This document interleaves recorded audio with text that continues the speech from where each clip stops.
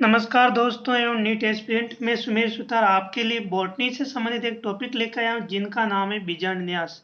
बीजांडन्यास क्या होता है इसके बारे में हम समझेंगे।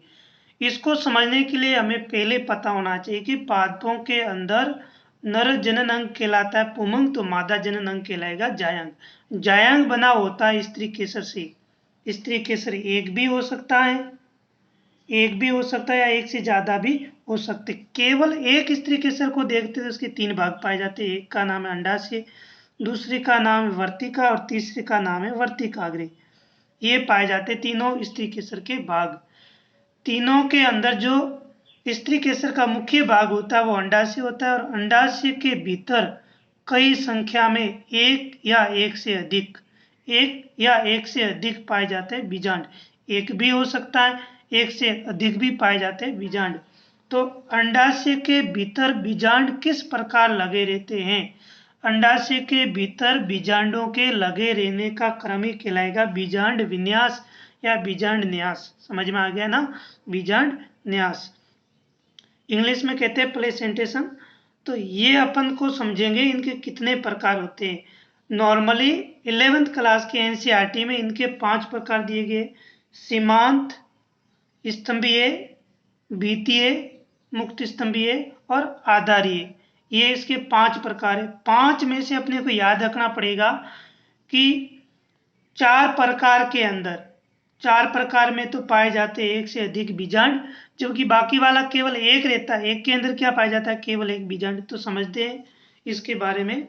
पहला प्रकार का नाम है सीमांत प्रकार का। सीमांत प्रकार का देखोगे तो ये एक अंडाशय के भीतर बीजांड के लगे रहने का क्रम है।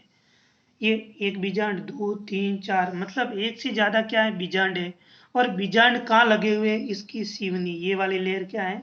सिवनी। ये सिवनी का नाम देते हैं अधर सिवनी, और ये अधर सिवनी में पाए जाते हैं और 2 कतारें बनाते हैं। 2 कतारें बनाने का मतलब जब बुक को खोला जाता है, बुक को खोलते हैं तो बुक एक दाईं वाली एक बाईं वाली 2 साइड होती है ना, तो इस वाली साइड में भी क्या लगे होंगे? बीजांड।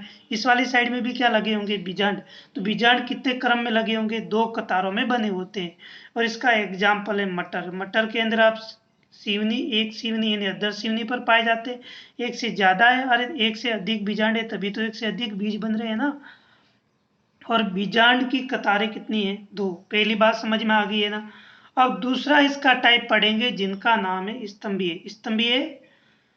स्तंभीय, भित्तीय और मुक्त स्तंभीय। ये तीनों लगभग एक जैसे लगते हैं और हमें इनमें डायग्राम और इनके एग्जाम्पल में हमें कंफ्यूजन होता है। तो मैं सिंपल तरीका से बता देता हूँ कि एक कहानी के माध्यम से, कि एक कहानी में एक टीचर था और कई इसके स्टूडेंट थे, तो क्लास में बैठे थे। तो जब टीचर क्लास से बाहर जाता है तो इनके स्टूडेंट क्या करते हैं? एक ग्रुप के अंदर, एक ग्रुप के भीतर टेबल जमा कर इकट्ठा हो जाते हैं, और कुछ नशेड़ी विद्यार्थी है जो गुटखा उटखा खाते हैं। तो वो टेबल पे बैठे थे, यहाँ पर गुटखा खाकर उसकी पुड़िया को फेंक रहे थे। ये केवल एग्जाम्पल के लिए बता रहा हूँ। एक एजुकेशन वाले विद्यार्थी को इनमें ज़्यादा ध्यान नहीं देना चाहिए कि गुटखा उटखा में, ये केवल मैं समझाने के तरीके से बताना चाहिए। मैं कोई इसी प्रकार से मोटिवेटेड नहीं कर रहा हूँ आपको गुटखा खाना चाहिए, ठीक है ना। ये हमेशा स्वास्थ्य के लिए हानिकारक, केवल हम अब समझने के लिए एग्जाम्पल का सहारा ले रहे हैं। देखो, तो जब विद्यार्थी क्या करते हैं, टीचर के क्लास से बाहर जाने पर वो गुटखे को बाहर फेंकते हैं, पुड़िया को। और जैसे पुड़िया को फेंके जाते तो ये इस प्रकार अपने को डंडा ध्यान रखना कि पुड़िया को फेंक रहे हैं, और फेंकेंगे तो क्या बन रहे हैं? स्तंभ बन रहे हैं। क्या बन रहे हैं? स्तंभ बन रहे हैं। और तब अब इस डायग्राम को ध्यान से समझना। यहाँ पर स्तंभ का मतलब है ये पूरे अंडाशय के भीतर पाए जाते सेप्टा। क्या पाए जाते? पट, सेप्टा कह दो या सेप्टम पाए जाते हैं। और सेप्टम की वजह से अंडाशय क्या हो जाता है? कोष्ठकों में क्या हो जाता है? विभाजित हो जाता है। जब स्तंभ बने तो क्या हो गया? कोष्ठकों में विभाजित हो गया। विभाजित करने का काम किसने किया? पट ने किया। और यहाँ पर बीजांड कितने दिखते हैं आपको? एक से ज्यादा दिख रहे हैं। तो एक एग्जाम्पल क्या याद रखना है? गुटखा नहीं खाना। जब टीचर इसके क्लास में आता है तो बच्चों को कहता है कि गुटखा नहीं खाना। तो गु से बन जाएगा गुलमोहर, ट से बन जाएगा टमाटर, खा को काटा, न से बन जाएगा नींबू, और ये वाला भी, यह भी इड़ा और खा से इससे कोई मतलब है नहीं। तो इसमें गुड़हल, टमाटर और नींबू, इनके अंदर कौन से प्रकार का पाया जाता है? स्तंभीय मतलब स्तंभ पाए जाते हैं। क्यों होते हैं? पट की वजह से, और पट होने के कारण इसका अंडाशय क्या हो जाएगा? कोष्ठकों में यानी चेंबर में क्या हो जाएगा? डिवाइड हो जाएगा। स्तंभीय प्रकार का हो गया कंप्लीट। और इसका डायग्राम देखने पर हमें केवल क्या देखना? स्तंभ देखना। स्तंभ केवल स्तंभीय प्रकार में मिलेगा। अगला है बीतीय। जब इसका शिक्षक क्या होता है? बच्चों को समझाता है कि ये आपको गुटखा नहीं खाना है, तो बच्चे वो एक इनके शिक्षक एक कहानी बताते हैं, तो इससे मोटिवेट हो जाते हैं और बच्चे कहते हैं कि सर हम प्रॉमिस करते हैं। सर हम क्या करते हैं? प्रॉमिस करते हैं कि आज के बाद हम कभी भी गुटखा नहीं खाएंगे। तो सर से हो जाएगा सरसों, और प्रॉमिस यानी प्रॉमिस से बन जाएगा प्रिमरोज। क्या बन जाएगा? प्रिमरोज। जब शिक्षक इनको समझाना तो विद्यार्थी सभी वापस अपनी जगह पर अलग अलग हो जाते हैं और अलग अलग हो जाकर पढ़ाई करने लगते हैं। एक दीवार के पास में आ जाते। दीवार, क्लास की दीवार का मतलब है ये भित्ति की ओर आ जाते, तो इसका प्रकार कौन सा बन गया? द्वितीय प्रकार।